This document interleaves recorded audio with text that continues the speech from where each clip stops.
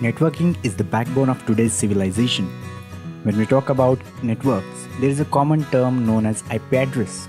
An IP address is used to communicate between different systems. There are two types of IP addresses. First one is IPv4 and second is IPv6. We will discuss about the difference between them in our upcoming videos. The IP addresses are divided into two categories, public IP and private IP. Public IP is the IP given by your internet service provider. As name suggests, this IP is visible to outside the world of internet. When you visit a site, the site sends back the data to your public IP. In other hand, the private IP addresses are the addresses used in local networks. When we talk about networks, having an IP is not enough. To make a reliable network, we need additional things like gateways, DHCP servers, DNS servers, etc. Let's see an example of how a general home local network works.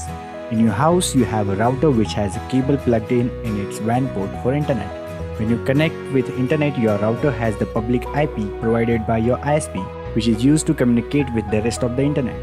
The router has its own local network, and this is the network in which your phone and the other devices are present and connected. When you make a request for connecting a site from your computer, the request is sent to the local gateway, which is your router, and then the router sends that request to the internet and vice versa. If you want to know your local IP, go to your network settings and check network properties. You can visit whatismyipaddress.com to know your public IP.